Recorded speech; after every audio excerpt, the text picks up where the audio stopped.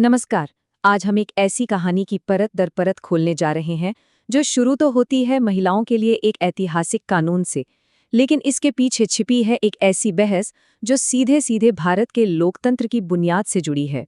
तो सवाल ये उठता है कि महिलाओं के हक के लिए एक इतना बड़ा, इतना जरूरी कानून पास तो हो गया, तो फिर उसे ऐसी प्रक्रिया से क्यों जोड़ दिया गया जो भारत में एक पावर बैलेंस को, मतलब शक्ति संतुलन को हमेशा के लिए बदल सकती है। काफी अजीब है ना। एक कानून जिसका सबने स्वागत किया वो फौरन लागू ही नहीं हो रहा, और इसका कनेक्शन, इसका नाता एक बहुत ही विवादास्पद राजनीतिक प्रक्रिया से है। चलिए इसी गुत्थी को सुलझाते हैं। देखिए, इस वादे में एक लेकिन है, एक कैच है।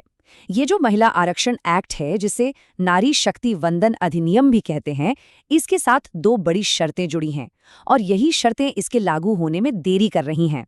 पहली शर्त एक नई जनगणना यानी सेंसस, और दूसरी शर्त एक प्रक्रिया जिसे कहते हैं परिसीमन या अंग्रेजी में डीलिमिटेशन।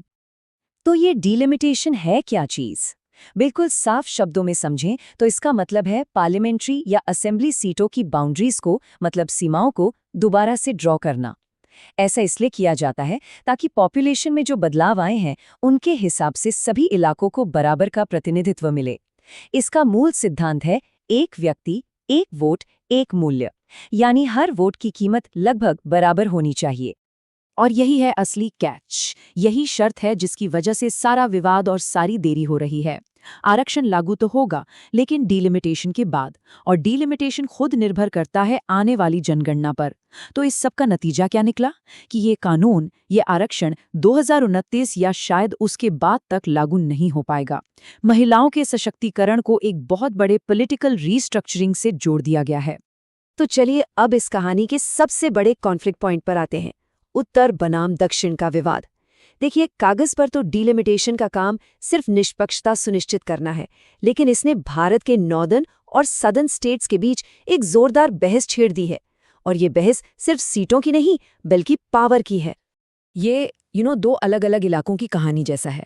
एक तरफ है नॉर्थ इंडिया जैसे यूपी, बिहार, जहां पॉपुलेशन बहुत तेजी से बढ़ी, और दूसरी तरफ है साउथ इंडिया जैसे तमिलनाडु, केरला, जिन्होंने पॉपुलेशन कंट्रोल करने में काफ़ी सफलता पाई। और अब विडंबना देखिए, जिन सदर्न स्टेट्स ने अच्छा काम किया उन्हें ही अब अपनी पॉलिटिकल पावर, अपनी आवाज़ खोने का डर सता रहा है। और ये सिर्फ एक डर नहीं है, इसके पीछे ठोस आंकड़े हैं। जरा इस पर गौर कीजिए। एनालिस्ट योगेंद्र यादव के अनुमान के मुताबिक अगर 2011 के सेंसस के आधार पर लोकसभा की सीटों को दोबारा बांटा जाए तो उत्तर प्रदेश की सीटें 80 से बढ़कर सीधे लगभग 140 हो सकती हैं, जबकि केरल की सीटें 20 से बढ़कर सिर्फ 23 तक पहुंचेंगी। मतलब आप पावर शिफ्ट का अंदाजा लगा सकते हैं। ये बहुत बहुत बड़ा बदलाव है। तो साउथ के लोगों का यही कहना है कि ये तो एक तरह से उनके अच्छे गवर्नेंस, उनकी सफल नीतियों की सजा जैसा लग रहा है, और इससे देश के फेडरल बैलेंस पर, यानी केंद्र और राज्यों के बीच के संतुलन पर एक बहुत बड़ा सवाल खड़ा हो जाता है। इस पूरी प्रक्रिया के खतरों को ठीक से समझने के लिए चलिए थोड़ा भारत से बाहर चलते हैं। एक इंटरनेशनल एग्जाम्पल देखते हैं, हंगरी का। ये एक चेतावनी की तरह है कि जब डीलिमिटेशन जैसी टेक्निकल प्रोसेस एक पॉलिटिकल हथियार बन जाती है तो क्या हो सकता है। यहाँ एक टर्म समझना जरूरी है, कॉम्पिटिटिव अथॉरिटेरियनिज्म। ये पॉलिटिकल साइंस का एक कॉन्सेप्ट है। इसका मतलब क्या है? इसका मतलब एक ऐसी व्यवस्था से है जहाँ दिखने में तो लोकतंत्र है, चुनाव भी होते हैं, लेकिन असलियत में खेल का मैदान यानी प्लेइंग फील्ड रूलिंग पार्टी के पक्ष में इतना ज्यादा झुका होता है कि चुनाव फ्री तो होते हैं पर फेयर यानी निष्पक्ष हों जरूरी नहीं। और हंगरी का केस इसका एक बिल्कुल टेक्स्ट बुक एग्जाम्पल है। वहां की रूलिंग पार्टी ने पावर में बने रहने के लिए क्या किया, इसका एक पूरा प्लेबुक है। स्टेप 1, अपने फायदे के लिए चुनावी इलाकों की बाउंड्रीज बदल दो, जिसे गेरीमैंडरिंग कहते हैं।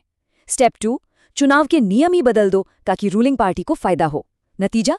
स्टेप 3, कम पॉपुलर वोट मिलने के बावजूद सीटों के मामले में उम्मीद से कहीं ज्यादा बड़ी जीत हासिल कर लो। तो इससे सीधा सवाल ये उठता है, क्या भारत में भी ऐसी ही कोई स्थिति बन सकती है? अगर डीलिमिटेशन की प्रक्रिया पॉलिटिकल इन्फ्लुएंस से, यानी राजनीतिक प्रभाव से की गई, तो क्या यहाँ भी एक ऐसा ही अनइवन प्लेइंग फील्ड तैयार हो सकता है? ये एक बहुत गंभीर सवाल है। चलिए अब वापस भारत आते हैं और इस मुद्दे की जड़ में जाते हैं। वो खास कानूनी बदलाव और हिस्टोरिकल कॉन्टेक्स्ट क्या हैं जिनके कारण ये पूरी बहस इतनी गर्मा गई है। ये समझना बहुत जरूरी है कि महिला आरक्षण की ये लड़ाई कोई नई नहीं है। इसकी एक लंबी और उलझी हुई हिस्ट्री रही है। देखिए 1996 में ये बिल पहली बार पेश किया गया था। उसके बाद 1998, 1999, 2008 में कई कोशिशें हुई, लेकिन हर बार बिल लैप्स हो गया, मतलब पारित नहीं हो पाया। और फिर आखिरकार 2023 में नारी शक्ति वंदन अधिनियम पास हुआ। लेकिन तब और अब में एक बहुत बड़ा फर्क है, और वो है ओबीसी आरक्षण का सवाल। 1996 में जब ये बिल आया था, तब एक जॉइंट पार्लियामेंट्री कमेटी ने सिफारिश की थी कि ओबीसी महिलाओं के लिए भी आरक्षण पर विचार किया जाना चाहिए। लेकिन 2023 का जो एक्ट पास हुआ है, उसमें ओबीसी महिलाओं के लिए अलग से आरक्षण का कोई जिक्र नहीं है। ये एक बहुत बड़ा पॉइंट ऑफ कंटेंशन है। और इसके अलावा एक और बहुत बहुत बड़ा संवैधानिक बदलाव हो सकता है। पहले ये संविधान में तय था कि डीलिमिटेशन के लिए कौन से सेंसस का इस्तेमाल होगा, लेकिन अब ये शक्ति एक साधारण संसदीय बहुमत यानी सिंपल पार्लियामेंट्री मेजॉरिटी के हाथ में जा सकती है। इसका मतलब समझिए, आने वाले समय में कोई भी सरकार जिसके पास मेजॉरिटी हो, वो उस सेंसस को चुन सकती है जो उसके पॉलिटिकल इंटरेस्ट्स को सबसे ज्यादा सूट करे। ये एक फंडामेंटल शिफ्ट है। तो विपक्ष की दुविधा क्या है? उनके आर्ग्यूमेंट्स क्या हैं? उनका आरोप है कि इस कानून की टाइमिंग बिल्कुल स्ट्रेटेजिक है, खासकर राज्य चुनावों को देखते हुए।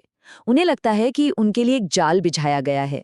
उन्हें एक ऐसी स्थिति में डाल दिया गया है जहां अगर वो इस डीलिमिटेशन प्रोसेस का विरोध करते हैं तो उन पर महिला विरोधी होने का ठप्पा लगने का खतरा है।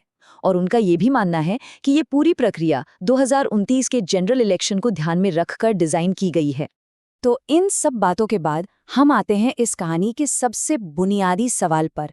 एक ऐसा सवाल जो सिर्फ सीटों के बंटवारे का नहीं है, बल्कि भारत के लोकतंत्र के भविष्य का है कि लोकतंत्र असल में है क्या, सिर्फ संख्या या संतुलन भी। अब यहाँ से आगे दो रास्ते दिखते हैं।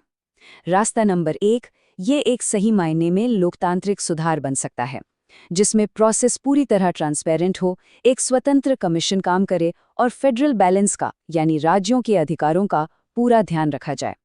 या फिर रास्ता नंबर 2, ये एक पॉलिटिकल हथियार बन सकता है, जिसमें बाउंड्रीज को राजनीतिक फायदे के लिए तय किया जाए और विपक्ष के गढ़ों को कमजोर करने की कोशिश हो। तो आखिर में ये पूरी बहस इस एक सवाल पे आकर रुक जाती है, क्या भारत का लोकतंत्र सिर्फ और सिर्फ संख्याओं के बल पर चलेगा, या इसमें संतुलन, सामंजस्य और निष्पक्षता की भी कोई जगह होगी? ये सवाल सिर्फ आज का नहीं, बल्कि आने वाले कल के भारत का है।